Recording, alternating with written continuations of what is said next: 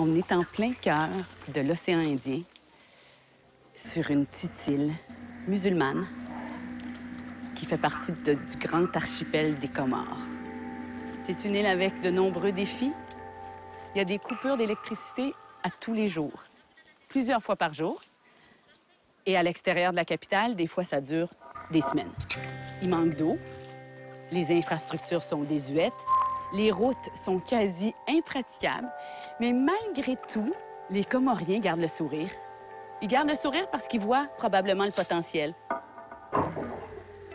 Il y a un rêve ici, que ailleurs c'est mieux. Il y a presque autant de Comoriens à l'étranger que sur l'archipel. Ça assure une stabilité financière à toutes les familles et c'est fondamental pour le roulement de l'économie comorienne. Ils sont coincés géographiquement entre l'Afrique de l'Est et Madagascar, dans l'océan Indien. Et ils sont aussi coincés entre les traditions qui sont vraiment très fortes ici et la route vers la modernité qui est inévitable. Ça va être intéressant de voir comment le chemin va être parcouru.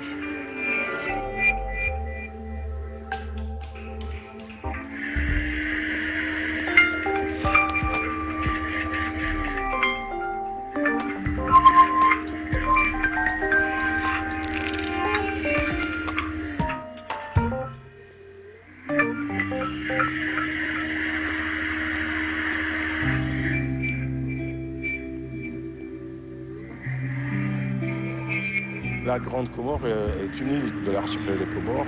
On est environ 400 000, dont à peu près 90 000 dans la capitale, Moroni. On a toujours été un pays. À un moment donné, notre colonisateur, la France, a décidé de garder une île sur les 4 et de nous diviser après l'indépendance des Comores. C'est un des plus grands drames, si ce n'est le plus grand drame de notre archipel. Parce que Mayotte est restée française, mais le Comorien continue de considérer Mayotte comme une terre comorienne. On est dans notre île à l'intérieur, mais on a l'impression que c'est grand. On ne pense pas île. On ne pense pas limite du moment où on sort beaucoup. Donc, il n'y a pas de limite. Pour nous, l'océan, c'est une continuité. On est un archipel. Donc là, l'océan s'arrête là, ça va jusqu'à Moélie. Moélie, ça va partir jusqu'à Anjouan. Anjouan, ça va partir jusqu'à Mayotte. Après, ça va partir jusqu'à Madagascar, La Réunion, et ainsi de suite. Un Comorien qui est né, qui a grandi aux Comores, pour lui, c'est sa conception du pays.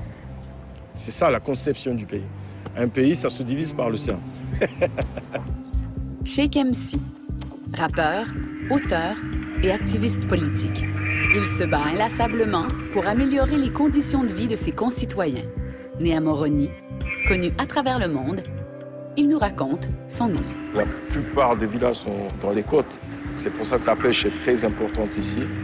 On vit de la pêche et de l'agriculture. En fait, on devrait vivre de ça. Il n'y a pas eu une grande évolution dans ces domaines-là, alors que, au niveau démographique, ça explose. La vie de tous ces gens qui naissent tous les jours dépend un peu de ces travailleurs, de la mer et de la terre.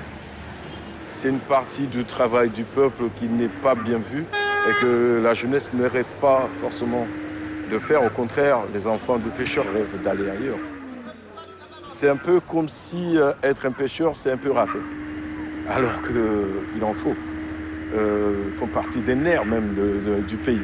Sans eux, on n'est rien. 7h30, on s'en va à la pêche. Bonjour! Bonjour! Ça va? Qu'est-ce que vous avez dans vos mains? Il faut pousser le poisson. Alors, vous utilisez ça pour taper dans l'eau? Oui. Et le poisson vient dans le... Oui, dans le filet. Dans le filet. On va aller voir ça. J'espère que je vais être capable d'en ramasser pour vous. Oui, oui. Tu penses? Oui. Pas sûr.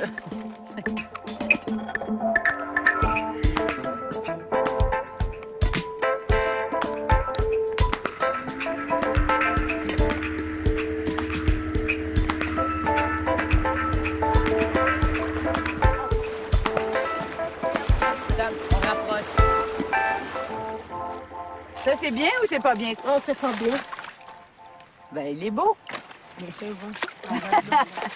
Les poissons que vous pêchez, vous faites quoi avec? Vous les mangez? Oui, on mange et vendre au marché. On ne trouve pas le travail, c'est ça qu'on va à la mer. On conseille les enfants qu'on ne peut pas travailler la pêche. On veut travailler au bureau, on fait les études. Mais la pêche, non. Pour avoir un meilleur salaire. Oui, oui.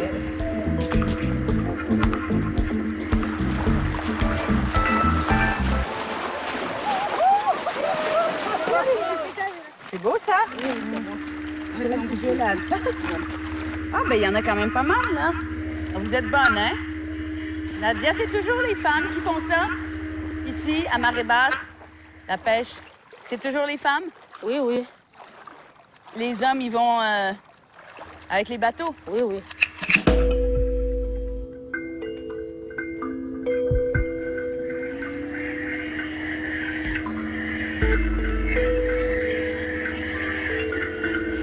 J'ai fait la pêche depuis que j'avais 17 ans.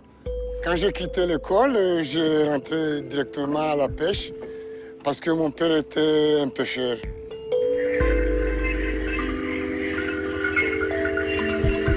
Ici, le repas préféré, c'est le poisson. D'ailleurs, ici, il n'y a pas de gens qui élèvent de poulets, tout ça, ça vient de l'extérieur. Le poisson, on le pêche ici, donc c'est bien, on le mange, on vend, on gagne de l'argent pour vivre. Nous ne sommes pas riches, c'est vrai, nous sommes pauvres, mais quand même, nous sommes libres. Une saison comme celle-ci, nous mettons le filet le soir, et à 6 h du matin, on récupère les poissons. Dans la bonne saison de pêche, nous pouvons gagner jusqu'à 200, même 300 €. Si on gagne rien, c'est rien pour tout le monde. Si on gagne beaucoup, c'est beaucoup pour tout le monde. Il n'y a pas d'industrie, on va au marché. Il y a même des femmes qui viennent l'acheter pour aller le revendre dans le village qui n'ont pas de poissons. Mais nous, on vend surtout ici à Mitsanuli. Il y a beaucoup de gens qui aiment les poissons, donc on le vend ici directement. J'arrive à faire vivre ma famille et puis payer l'école mes enfants. Et ceux qui sont malades, je les fais payer l'hôpital. Donc c'est pas mal. Et comme les gens disent que les enfants de pêcheurs, ça grandit bien puisqu'ils mangent du poisson, ils sont costauds, ils sont forts par rapport aux enfants des ouvriers qui font d'autres travail, qui mangent une fois par jour. Moi, je peux manger 2 fois par jour ou 3 fois par jour.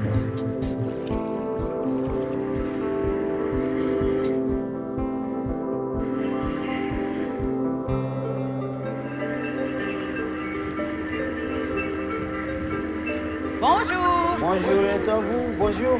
Ah, Nadia! Nadia. Nadia, elle, c'est ma professeure. Oh! Ah ouais, bienvenue. Alors, c'est le poisson du matin, ça? Ouais, c'est le poisson qu'on a pêché aujourd'hui. Ça, c'est le lapin. Génial! Ça, c'est le petit poisson. Oh, mais ça, c'est nos poissons, ça. Hein? C'est mon poisson, ça. Celui-là, c'est... Laisse-moi prendre comme ça va être plus simple. Voilà. Ça fait mieux. Mes petits poissons. Au niveau alimentaire, on dépend vraiment de l'extérieur. On importe tout. La plus grande consommation, par exemple, des Comores, c'est le riz. Et c'est importé. C'est importé, ça veut dire que si le bateau il rentre pas, c'est vraiment un crime.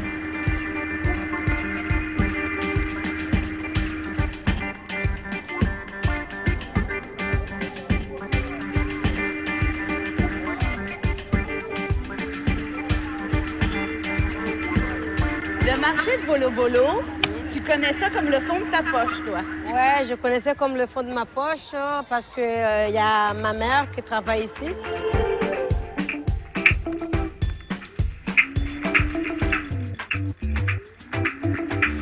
Bonjour! Bonjour! Là, en fait, là aujourd'hui, il n'y a pas de monde. Normalement, ici, c'est tout blindé, cette table. C'est plein de... Bonjour! Comment ça Il y a va? des gens qui sont là. Toujours, ça va bien.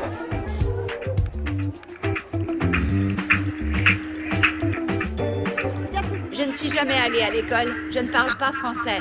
C'est pour ça qu'elle est là. Elle fait le lien. Si j'avais été toute seule avec vous, j'aurais paniqué.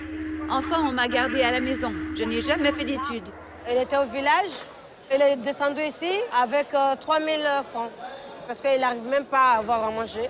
Et puis, il a dit, en fait, je me lance, je vais à Moroni. Et puis, je vais commencer à faire des petits marchés. Elle a commencé de vendre des tomates. Ça, c'est le lait caillé. Oui. Et les gens achètent beaucoup de lait caillé ici? Oui, les gens, ils achètent beaucoup de lait caillé. C'est intégré dans vos recettes aussi, le lait caillé? Oui, c'est intégré dans notre recette aussi. Ce travail, elle est vraiment dur parce que s'ils n'arrivent pas à le vendre depuis 3 jours, 4 jours, il faut qu'ils balancent ça, il faut qu'ils jettent ça. Sinon, en fait, s'ils vendent ça, les gens vont tomber malades. Ça veut dire que tout l'argent qu'il avait gagné, le petit sou, il achète ça. Ça veut dire, en fait, il va mettre à la poubelle parce qu'il n'a pas pu vendre. Comment on l'appelle ici, ta maman? C'est quoi son surnom? On l'appelle Agnon Circade. Ça veut dire la grande gueule de volo-volo, de tout le monde. Enfin, il ne se laisse pas faire. Quand il voit quelque chose qui ne va pas, il ouvre sa gueule. Et elle aime ça, ce surnom? Ouais. Elle est contente de se faire appeler la grande gueule? Oui, c'est bon. Avant qu'elle s'occupe de tout ça, c'était le bordel ici, c'était plus compliqué, les choses fonctionnaient mal? Avant, il y avait des problèmes parce que les gens ne se comportaient pas bien. On voyait des jeunes se battre parce qu'il n'y avait personne qui assurait la sécurité. Je me suis donc mise à faire moi-même la sécurité. Depuis qu'elle est là, c'est calme. Il n'y a personne qui peut faire n'importe quoi. Sans qu'en fait, il y a de surveillance. Il faut s'exprimer, il faut parler, il faut dire ce qu'on a envie de dire. Il faut dire ce qui se passe, qu'en fait, ça se passe pas. Il ne faut pas se laisser faire. Voilà, il faut faire une révolution. La révolution. La révolution. Ben, c'est ta mère qui va être la révolutionnaire en chef. Ouais. La reine de Volo-Volo.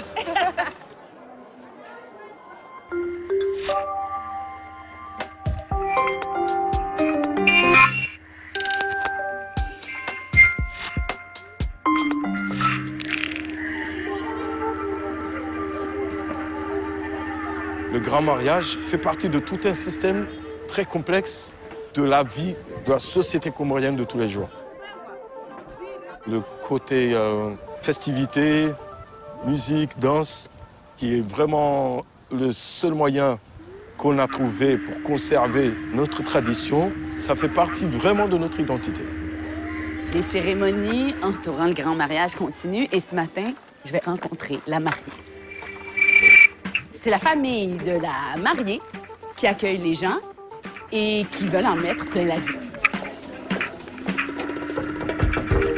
On peut rentrer? Comment tu l'as vécu, ta semaine de grand mariage? En fait, c'était une semaine trop chargée, un peu fatigant. C'est chargé, mais tu voudrais jamais passer à côté de ça dans ta vie? Non, toutes les femmes ici rêvent de ça.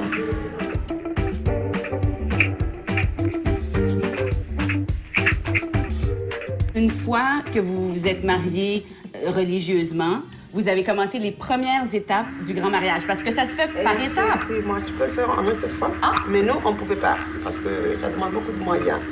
Donc, on a fait ça par étapes. Quand on a fait la cérémonie religieuse, on a fait une première étape. Ça consiste à donner la dot traditionnelle.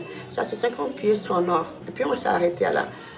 On a vécu ensemble 6 ans, on a eu 2 enfants. Donc là, ça fait 3 ans qu'on a commencé à se préparer. Moi, j'ai commencé avec les habits et lui, il a commencé avec les bijoux. C'est les habits qu'on a exposés il y a quelques jours. Les tenues avec le fil d'or, ça peut prendre même carrément une année. Oh, c'est brodé à la main. C'est brodé à la main. Il y a les bonnets qui sont brodés à la main. Donc, c'est quelque chose que j'ai pris le temps pour faire. Pourquoi c'est important, Nia, pour toi, de faire le grand mariage? Le grand mariage, chez nous, ça te permet d'avoir un statut social. Quelqu'un qui n'a pas fait le grand mariage, c'est comme si quelqu'un qui n'est pas au complet. Une fois qu'on a fait le grand mariage, on devient notable. Qu'est-ce que ça veut dire?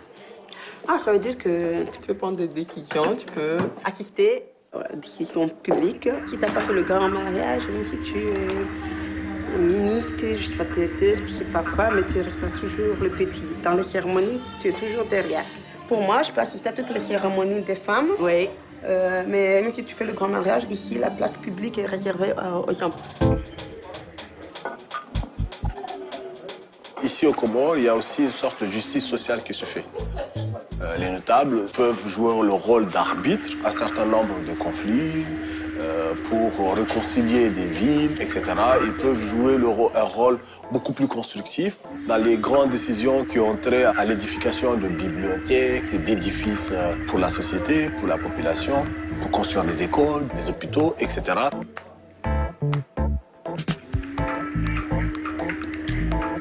Je ne vais pas dire que tout de suite après, on va m'inviter dans ce genre de discussion, mais au fur et à mesure, en fonction de comment je vais me comporter, etc., je serai très bien accepté, moins accepté, etc.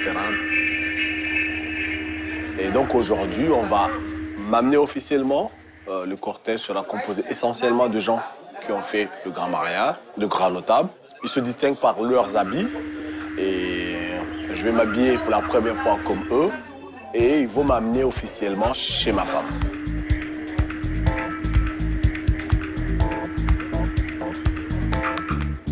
Chez nous, on est une société matrilinéaire. C'est la femme qui construit, c'est l'homme qui va chez la femme. Et du coup, quand la femme construit le foyer de la famille et que l'homme vient le rejoindre pendant le mariage, il a sa contribution de cette construction de la base d'une famille qui est de l'or, de l'argent.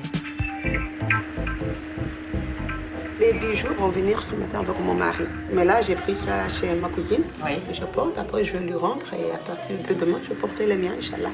Quand il va arriver avec des autres hommes, il va le montrer? Effectivement, il le montre, il le porte trop haut comme ça. Ah oui. Quand ils viennent, ils portent trop haut l'or comme ça. Voilà, tout le monde doit voir ça parce que c'est haut, les gens doivent voir.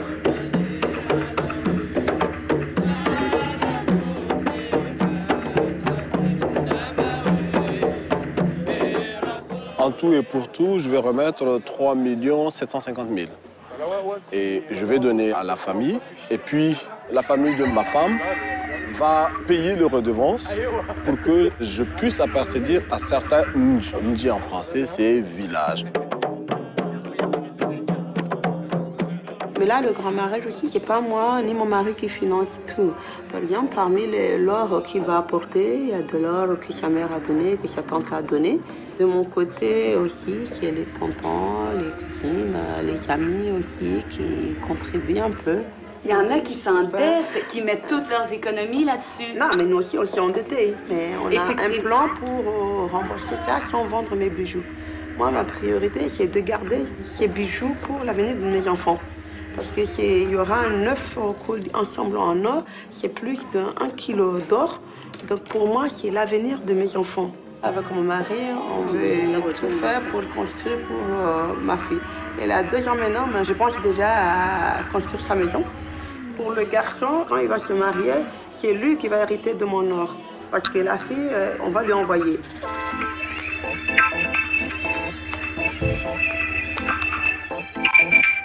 Ce grand mariage, c'est encore une pratique très, très forte ici. C'est encore très important pour vous. Est-ce que tu comprends les critiques reliées au grand mariage? Les gens qui disent que c'est trop cher et puis que ça freine le développement même du pays? On ne peut pas interdire le grand mariage. Il faudra que les gens réfléchissent comment le grand mariage peut contribuer au développement du pays. Parce que c'est ancré, c'est dans la tradition elle-même. Oui. Là, c'est calme ce mois-ci parce qu'il n'y a pas beaucoup de personnes, mais chaque dimanche de juillet, il y a au moins 3 grands mariages, rien qu'à Moroni. Et puis après, est-ce que vous partez? Qu'est-ce que vous faites? Il n'y a pas de voyage de noces? Non, on n'a pas ça. Le voyage de noces, c'est ça, c'est les bijoux, c'est ça, la maison, etc. Voilà, c'est ça le voyage de noces. Après ça, on fait les comptes.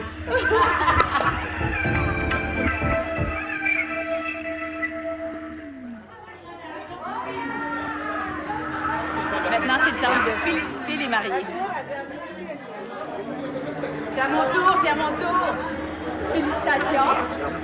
Félicitations.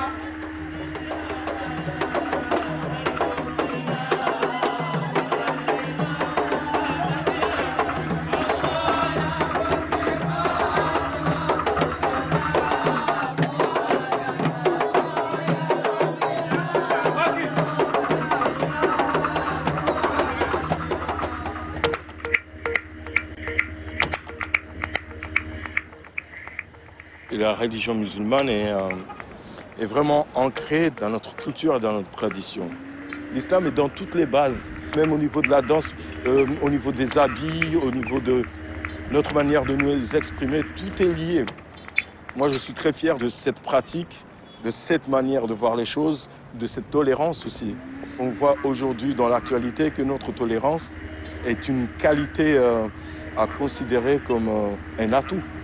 C'est un atout qu'on doit protéger. Ça fait partie de nos richesses.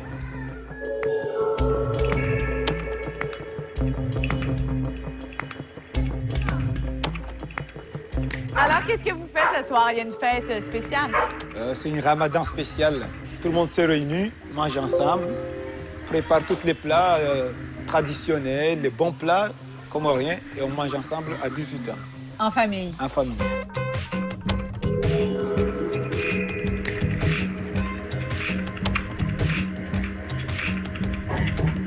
La proportion de musulmans à Grande Comore, c'est quoi? 98%, c'est des musulmans. On le sent dans la vie quotidienne. Le vendredi, c'est presque congé? Oui.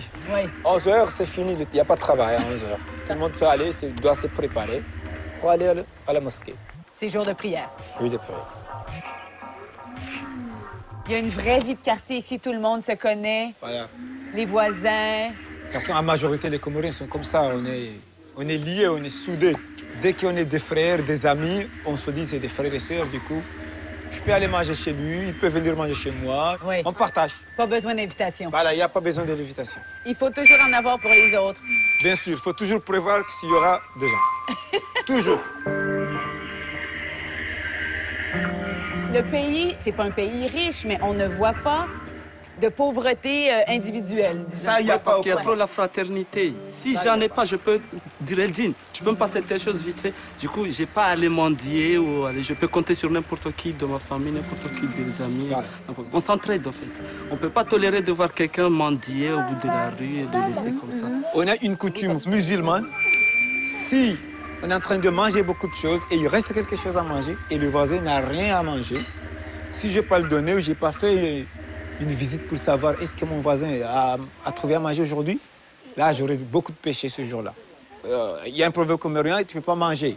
Faire monter ton ventre et ton voisin est vide.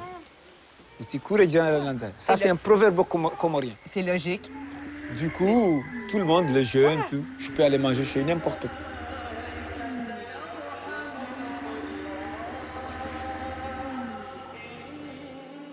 Il y a presque plus de lumière, on peut pas attendre trop pour manger.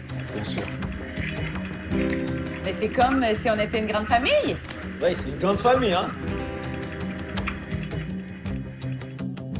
La place de la femme comorienne, est-ce qu'elle est égale à l'homme ici? Non, c'est pas égal. Par l'habitude, c'est les femmes qui restent toujours à la maison et les hommes vont travailler. Comment ça se vit, Ousna? Toi, t'es d'accord avec ça? C'est dur, mais on accepte. Parce que c'est l'islam. Parce que c'est l'islam. Ouais. C'est la religion qui dicte. C'est la religion qui dit ça. Normalement, la religion dit que l'homme occupe toutes les catégories de l'argent, de tout. Et c'est lui qui donne les ordres. Et toi, t'es d'accord avec ça? Tu suis ça encore? Ou c'est il y a des règles que je suis toujours. Oui, par exemple. Allez. Au niveau de donner l'ordre des femmes de sortir, ça, je les tiens toujours. Parce que si tu lui donnes la liberté, il fait ce qu'elle veut. Les femmes comoriennes, elles font vraiment ce qu'elles veulent. Du coup, il faut toujours limiter un peu. Mais sortir où, par exemple? Supposons, comme on est à Moroni, qu'elle veut aller voir sa famille. Oui. Elle n'a pas le droit de sortir sans mon autorisation. Est-ce que tu donnes une autorisation? Ah, bien sûr. En même temps, c'est le mari qui va habiter chez la femme. Et il y a quand même des femmes qui peuvent mettre leur mari dehors si elles sont pas heureuses, si elles sont pas contentes. Ça se fait, ça? Ça se fait. Parce qu'il est chez moi. Voilà. Il fait quelque chose que je veux pas, donc je veux le chasser. Parce qu'il est chez moi. Alors, il faut que tu fasses attention quand même. Merci, vous êtes d'une grande, grande gentillesse. Ousna, merci. Toi aussi, merci. Marahaba. Oh, je l'ai bien eu, là! étonné. Marhaba Manji. Ah!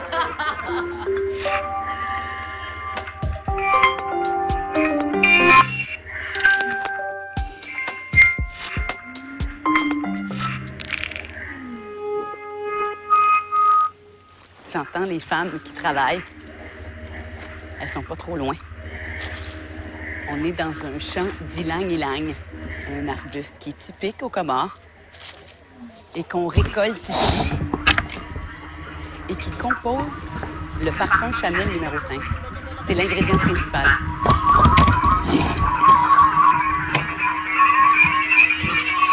On récolte toutes les matinées, on commence dès 5 h du matin pour rattraper les meilleures fleurs. Parce que quand il y a les rayons de soleil, dans la fleur s'abîme. Donc on récolte que les fleurs les très jaunes, comme celle-ci. Une à la fois, alors. Oui, il faut accueillir une à la fois. Oui. T'aimes encore le parfum de l'ylang? Oui, j'aime toujours. Quand j'étais petite, j'ai récolté les petites fleurs pour les mettre sous mon oreiller. Je suis fan d'ylang depuis mon enfance.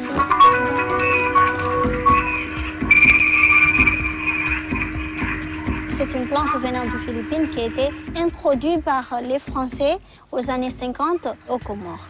Mais comme le sol comorien est une terre volcanique, les Comores restent les meilleurs producteurs d'ylang sur la quantité et la qualité. La production croît au fur et à mesure des années. Si tu as 5 kilos cette année, l'année prochaine, tu auras 6. Après, tu as la récolte, tu as tes belles fleurs, on les ramène aux alambics où on va distiller.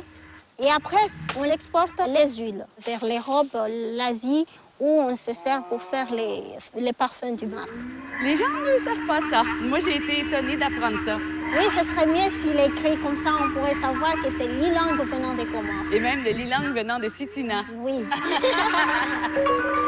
C'est ton champ d'ylang-ylang. Depuis quand tu t'en occupes? Je l'ai hérité de ma famille. C'est mon père qui s'en occupait, ça fait déjà des années.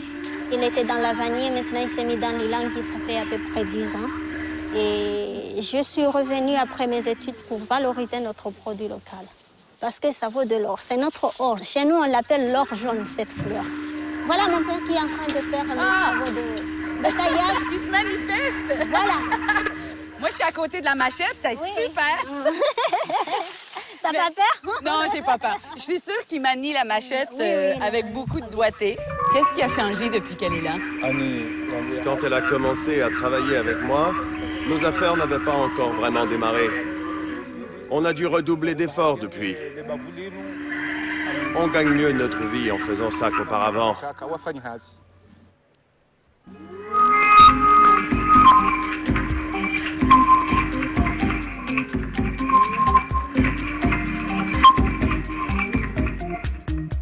On s'en va direction Alambic. Oui. Alors, à chaque fois, vous venez ici, vous pesez. Oui, il faut peser pour faire la quantité. Ça, c'est 13 kilos.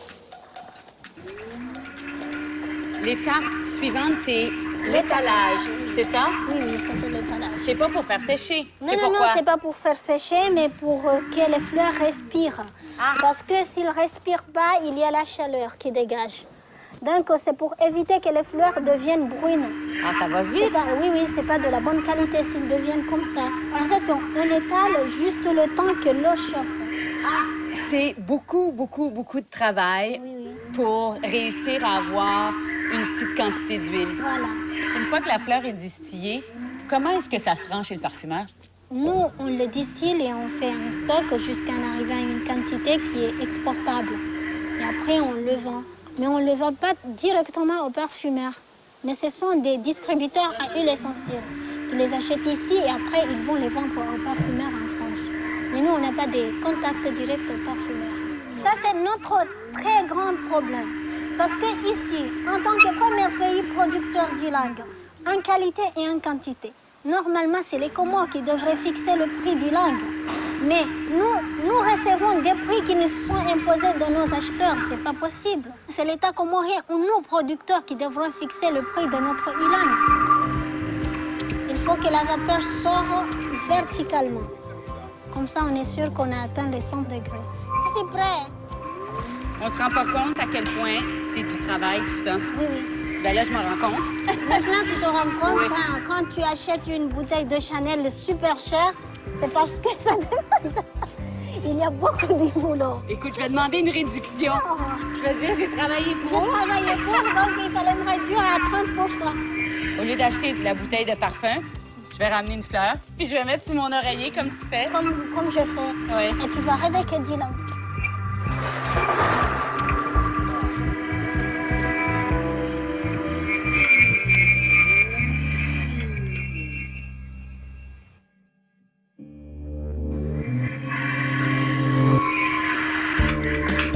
Le pays, en fait, est dirigé par des gens qui méprisent le peuple et qui font en sorte que le peuple reste à ce niveau, qu'ils n'évoluent pas pour pas qu'ils exigent mieux. Mais nous, on ne demande pas la lune. On demande de l'électricité qui donne de la lumière. On veut de l'eau qui coule dans un robinet. C'est vraiment des choses basiques. Le Comorien n'est pas exigeant. Mais on veut de l'électricité pour travailler. Comment tu veux que le menuisier ou le soudeur qui a une petite famille, qui a décidé de rester là, se battre là, construire son petit foyer avec son talent, on lui dit tu peux pas travailler parce qu'il n'y a pas d'électricité. Et comment tu veux que lui et ses enfants, ils vont vivre comment? Même ceux qui veulent se battre pour moi se disent mais un pays sans électricité, qu'est-ce que tu veux en faire?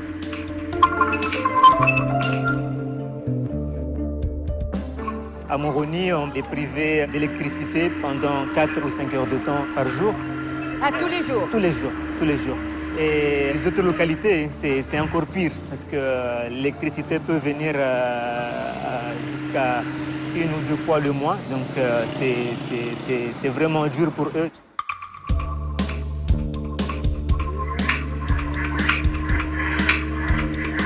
L'hôpital subit le même sort. S'il n'y a pas d'électricité dans le quartier où il y a l'hôpital, donc il n'y aura pas d'électricité pour le fonctionnement du centre. Je ne peux pas vous compter le nombre de décès causés par les coupures d'électricité parce qu'il y a des patients qui sont sous oxygène et quand il y a coupure, donc forcément ces patients-là meurent sur le coup. Mais c'est quoi les raisons des pannes de courant? C'est un problème qui vient d'en haut d'abord. C'est un problème politique parce que la société Mamoué, c'est une société dont les principaux dirigeants sont nommés par le gouvernement.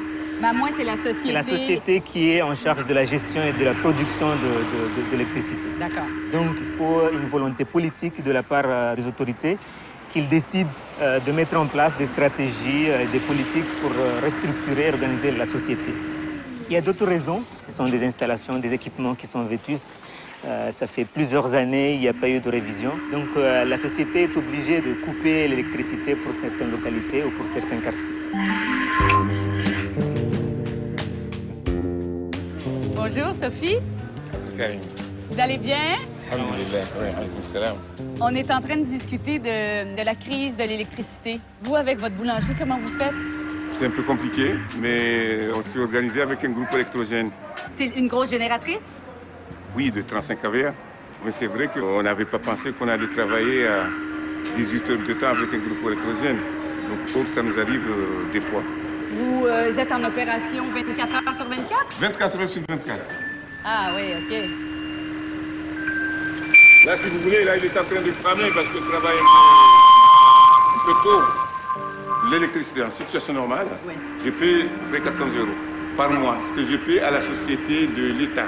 Alors, si je n'ai pas d'électricité et que ça vient 2 heures de temps ou 3 heures, donc il faut compter 500 000 francs comoriens en termes de dépenses liées au gazole. Voilà. C'est 1 000 €. 1 000 €. 1 000 €.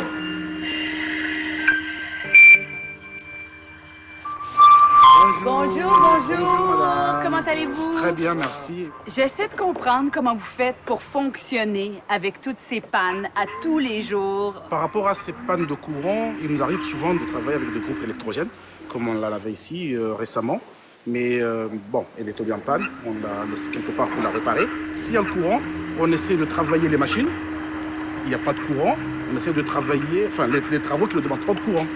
Donc comme ça, il nous arrive de gagner un peu de temps. Dans 1 à 30 minutes, le courant va revenir. On va reprendre les machines, raboter les bois, les couper, ainsi de suite. Le plus souvent, on ne respecte pas nos échéances. Et le courant peut être là, à 9h, il n'y a plus de courant, on attend jusqu'à 11h, le courant revient, on y travaille jusqu'à 13h, il n'y en a plus, et basta, on reste jusqu'à... Tant pis. Le moins qu'on puisse dire, c'est que c'est embêtant. Trop même, je dirais trop même embêtant. Tous les artisans, ils sont coincés par cette histoire d'énergie.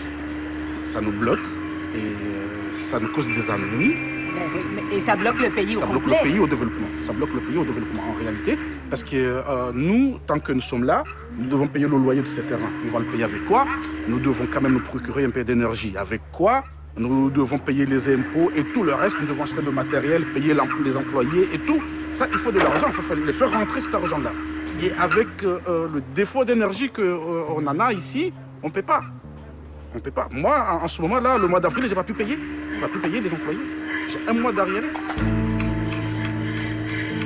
Il n'y a qu'à l'hôpital où tu ne verras pas de climatiseur, il n'y a pas d'électricité. Ça ressemble au marché. L'école ressemble au marché, mais va dans les bureaux. Va voir là où nous, on ne va pas. L'aéroport, la Comores Télécom, hydrocarbures, les sociétés d'État, là, c'est luxe. Il y a de l'électricité. C'est vraiment bien fait, c'est peint, c'est propre. Donc, le seul problème de ce pays, c'est un mépris. Le jour où on respecte le peuple, les moyens sont là. On peut parler d'économie, de système, je sais pas quoi, de douane ou quoi. Non. Le jour où on respecte, les moyens sont là. Les gens essaient de s'organiser du mieux qu'ils peuvent. Les familles n'arrivent pas à conserver leurs aliments parce qu'il n'y a pas de réfrigérateur. Donc ils ont peur que ces aliments périssent dans le réfrigérateur. Il y a les téléphones. Ceux qui sont en dehors de Moroni, eux, ils peuvent passer plusieurs jours sans électricité. Donc même pour recharger un téléphone, ils sont obligés de se déplacer jusqu'à la capitale pour recharger. Bonjour. Est-ce que l'électricité est revenue ou non? Non, il n'y a pas. D'accord. Ça, c'est un petit panneau solaire, un peu. Ah, d'accord. Avec l'ampoule, le panneau solaire là, ça fait fonctionner l'ordinateur aussi? Non, ça fonctionne. OK. Alors, juste pour la lumière, quand il y a une panne, vous utilisez ça? Une bougie. Et une bougie. Est-ce que vous êtes habitué? Ah, voilà l'électricité. J'allais dire, vous attendez que l'électricité revienne et voilà. Et voilà. Et voilà. Vous êtes contente. Oui. C'est comme ça tous les jours? Oui, tous les jours. Mais c'est tard aujourd'hui, non? Ça fait un bon moment. Si j'en reviens dans 5 ans, tu penses que la situation va être pareille? Non, elle ne va pas être pareille. J'espère seulement qu'elle ne sera pas pire.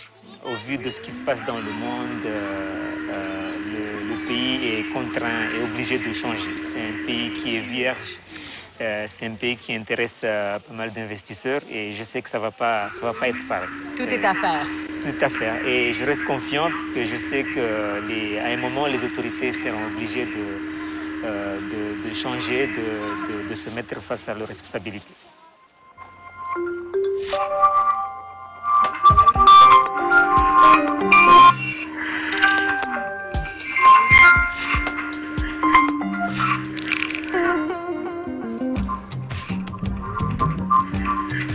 Les Comoriens, en général, ils vont trouver un boulot dans les sociétés d'État qui marchent, comme la télécommunication, quelle que soit leur formation, hein, du moment où ils sont recrutés de façon politique.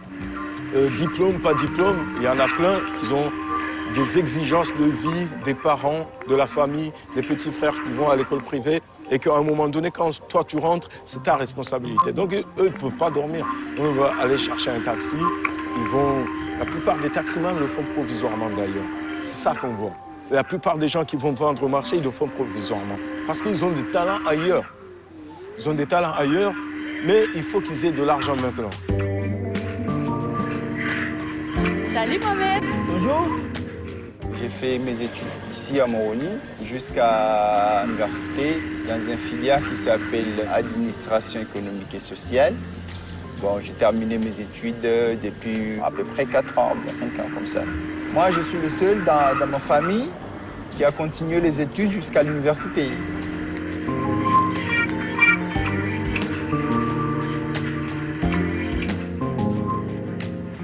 Est-ce que tu as essayé de trouver un travail dans ton domaine en économie? Oui, j'ai essayé. Il y avait un jour que j'avais commencé un stage dans une société tout près. j'ai fait 8 mois comme ça. Bon, là, ils n'avaient pas la possibilité de recruter. Bon, là, je leur dis que je ne peux pas continuer comme ça. Il fallait que je quitte pour aller faire quelque chose d'autre parce que vu la situation maintenant, j'ai une famille, j'ai une femme, un enfant.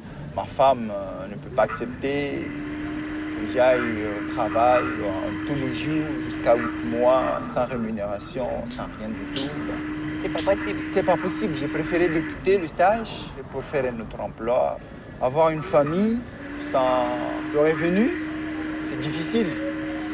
Bon, il y a encore ma famille, il y a ma mère, mon père, qui sont là, qui ont fait tout pour que j'apprenne.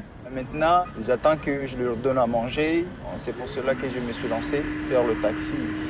Je fais le maximum pour ma famille. Est-ce que tu aimes quand même faire le taxi? Bon, j'aime parce qu'il n'y a pas un autre emploi que je peux le faire, gagner ma vie facilement. Tout le monde en a besoin de monter dans un taxi. Combien tu gagnes, Mohamed, par jour en faisant du taxi? Puisque c'est moi qui conduis ma voiture, c'est à peu près 20 € ou bien 25 € par jour. Si le taxi est bon, il y a de temps en temps que ça ne marche pas. Tu peux avoir 10 €. Donc, une bonne semaine, tu fais à peu près 100 € par semaine? Ah oui, si ça marche très bien. Hein. Oui. C'est suffisant? Ah oui, c'est suffisant parce que là, je trouve manger, on ne fait pas vraiment des économies, mais juste le minimum de la vie.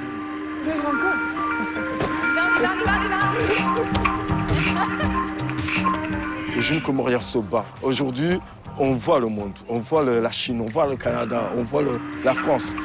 On comprend. On a notre propre jugement du monde grâce à cette ouverture. Aujourd'hui, on a des Comoriens qui sont dans tous les domaines. On n'est pas limité au niveau des mentalités. À ce niveau-là, niveau éducation, on a cette ouverture grâce à certains pays qui ont ouvert les portes avec des bourses qui permettent d'aller faire des études, mais surtout grâce à notre envie d'aller voir, notre envie de partir. On n'a pas les mêmes moyens que le Canada aujourd'hui. On ne vit pas les mêmes choses que les jeunes du Canada aujourd'hui. Par contre, on peut avoir les mêmes rêves que les jeunes du Canada aujourd'hui. On peut rêver de la Lune. Mohamed, on est là.